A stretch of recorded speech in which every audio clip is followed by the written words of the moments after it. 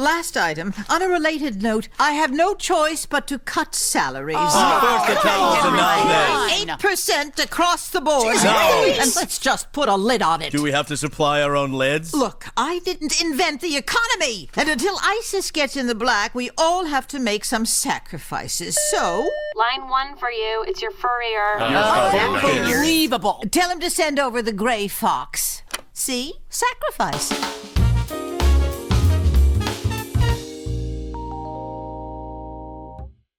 Sterling Archer is the greatest spy in the world, or at least that's what he usually tells people. But he wouldn't be able to live his spy life if it wasn't for the now unfortunately named spy agency employing him, ISIS, which is conveniently owned by his mother Malory. But just how well off does owning a famous, or infamous in this case, spy agency leave someone? That's why today we're talking about just how much Malory, the matriarch of the Archer family, is worth. But before we get right into the danger zone, make sure you subscribe down below if you like this video, and follow me on Twitter at 10kbill to yell at me about anything I might have missed in this video. And of course, consider this your official spoiler warning for everything Archer. One final and incredibly important thing before we really get things going, let's talk about the Archer timeline. So, when doing research for this video, I realized just how absolutely convoluted the timeline for the show actually is. For instance, when Archer was born in Tangiers, Woodhouse helped get him and his mother to an OSS safe house. The OSS, which is the predecessor to the CIA, was only in operation between 1942 and 1945, which means that the latest Archer could be born is 1945. With Archer being 35 in the pilot, and also 36 later in the same episode, this would mean that the series would likely take place, at least for the first season, in 1980, which unfortunately is before the Kenny Loggins masterpiece, Danger Zone, comes out. There are also a bunch of other references to things such as the internet, various pop culture references, and a slew of other things. If the show were to take place today, Woodhouse would be well over 100 years old for the entirety of the show, and Archer in his 70s, which doesn't seem like it's the case. So for the sake of our math and this video, we'll assume that Archer is taking place in some weird parallel world where we're kind of ahead in certain technology and pop culture, and behind in others, and we'll be working under the assumption that the show's first season takes place in 1980. And finally, from the time we find out Lana is pregnant to the time Abigine is 2, 3 seasons pass, which indicates to me that each season is approximately a year long. But we're getting ahead of ourselves. Before we really get into Malory, phrasing, boom! Inappropriate. Let's hop back to the beginning when Malory was born, which is something we really don't know either. However, we know that Malory was recruited very young and trained very quickly. The time from her recruitment to her first mission leads me to believe that she was likely recruited at 18 and during World War II. We can also take a wild stab at what Malory's first mission might have been. Her first mission was killing a man in Tunisia, possibly Wolfgang Fischer, which occurred in 1943.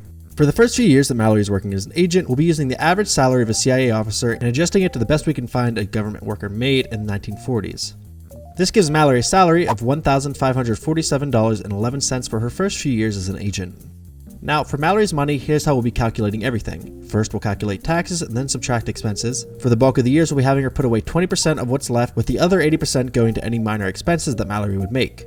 But this is also where we'll be doing something slightly different than our other videos. Instead of having Malory put all her money into a regular bank account, we'll have her put away a percentage of what she's saving into a Swiss bank account, something that we know that Sterling has, and I don't think it would be surprising to find out Malory had as well. For anyone who doesn't know, Swiss bank accounts are famous for protecting the privacy of its customers. So we'll be having her put away 80% of her savings into a traditional bank account and 20% of her savings into a Swiss bank account with a higher interest rate. However, for the first 2 years, while she basically lived as a full-time spy, she would be able to save more money than she would if she were having a more normal personal life. So for the first 2 years, we'll have Malory put away 60% of her salary instead of 20%. She could continue on this way for a few years until she gave birth to Sterling at the tail end of World War II in 1945. By this point, Malory has $185.19 in her US bank account and $50.71 in her Swiss account. This would also be the time that she would officially hire Woodhouse to basically raise Sterling. So this is where we'll actually start talking about expenses. I don't think Malory's paying Woodhouse a substantial amount, mostly getting away with giving him a place to live and the opportunity for a new life. So for the time being, we'll be taking out $100 each year out of Malory's salary, which doesn't sound like a lot, but it's actually quite a bit for the 1940s. In Season 2's episode, The Double Deuce, we find out that Woodhouse raised Sterling by himself for 5 years before Malory came back. So we can fast forward to the year 1950 when Malory returns and is initially shunned by Sterling. By 1950, Malory has $310.22 in her US account and $138.78 in her Swiss account. So since from this point on, Malory would be much more of a constant in Sterling's life, I think this is where she decided to start her own agency. This will greatly change the amount of money that Malory is able to bring in. Now, believe it or not, the average amount that a spy agency makes isn't readily available. The closest I was able to find was the salary for a private military contractor, which honestly isn't too far off. The salary can be around $250,000, however with as skilled as Malory has shown to be both as a spy and a businesswoman, we'll actually be bumping that up to the equivalent of $300,000 each year. We'll be bumping up the amount that she's spending on Archer as well as what she's paying Woodhouse to a total of $1,000 a year, which is the equivalent of a little over $10,000 today.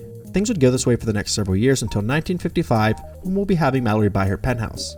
We know she buys her penthouse instead of renting because she later puts the apartment in Ron's name in order to prevent the government from taking it from her. A similar penthouse in the Upper East Side today can go for $23 million, which, back in 1955, going off of New York real estate history, would have been around $257,600. Assuming that Malory is able to get a first-time homeowner's loan, she'd be able to put down just 5%, which would be $12,880, which we'll be taking out of her US savings account. This would leave her with $13,083.61 in her US account and $51,040.48 in her Swiss account. Now let's skip ahead over a decade to the year 1967. By this point, Archer would have graduated college, or dropped out if you believe Malory, and would have finished up his training as an ISIS agent. Though if we look at a flashback, we see a couple other familiar faces alongside him, namely Lana and Ray. These three in particular would go on to become some of the greatest spies/agents in the world. And having these amazing agents now working for her, Malory's salary would be able to skyrocket.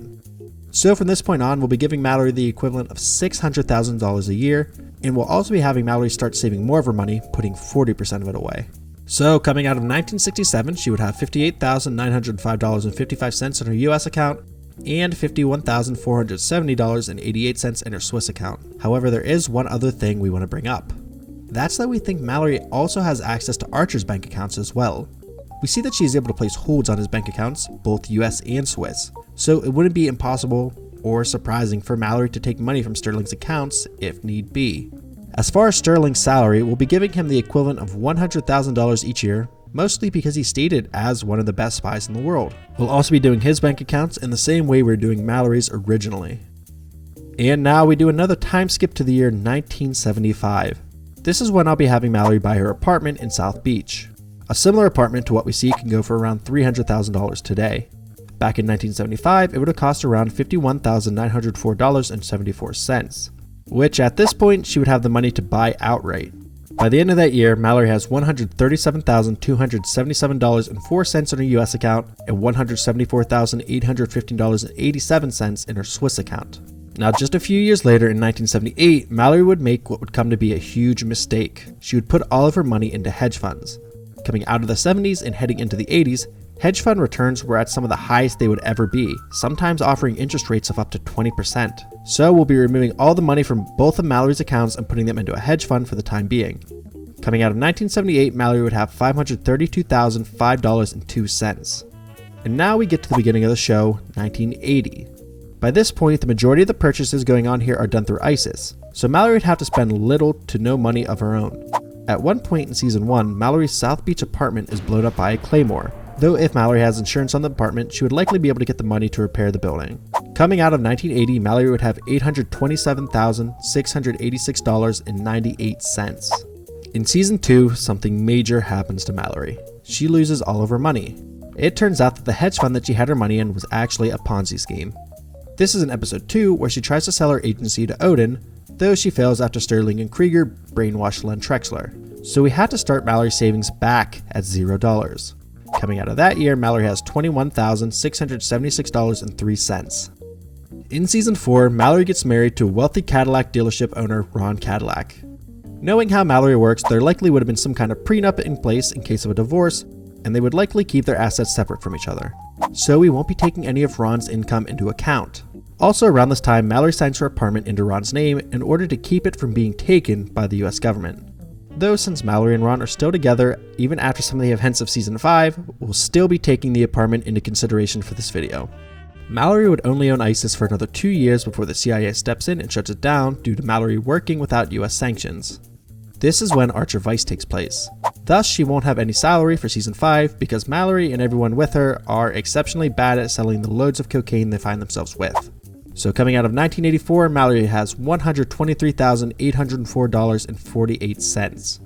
After the time failing as drug dealers, Malory essentially blackmails her way into running her own spy agency again, but this time they would only be working for the CIA. Because she is no longer taking contracts from different countries, her salary would be much less than it was. For this year, we'll be giving Malory $127,650, which is the equivalent of $300,000 today. Following 1985, Malory has $163,300.95 in her bank account. But at the end of Season 6, in true Archer fashion, Malory and everyone are shut down by the CIA.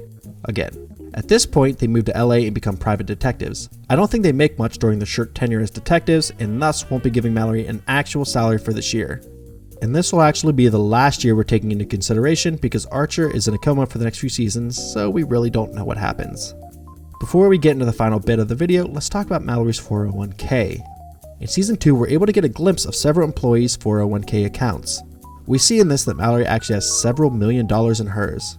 Considering that we see her literally stealing money out of everyone else's 401ks in this episode, I don't think it's a reach to assume that Malory is just putting ISIS money straight into her 401k. I mean, she has the access and power to do so. However, I do think that she would have lost this money when ISIS was raided by the CIA. So now let's get to our final math. By this point, Malory would have $171,465.99. Archer's account would have $46,527.29 in his US account, and $37,174.05 in a Swiss account. Her New York apartment would be worth $5,373,800, and her South Beach apartment would be worth $130,410. This gives Malory a grand total of $5,758,377.34, though she could definitely be worth much more had she not got caught up in a Ponzi scheme. But anyways, this has been 10K Bill, and thanks for watching. And hey, look at this name. Do you want your name up here like that? Well, consider supporting us on our Patreon. Comment down below what you'd like to hear me talk about next, and make sure you subscribe for all your entertainment-related content.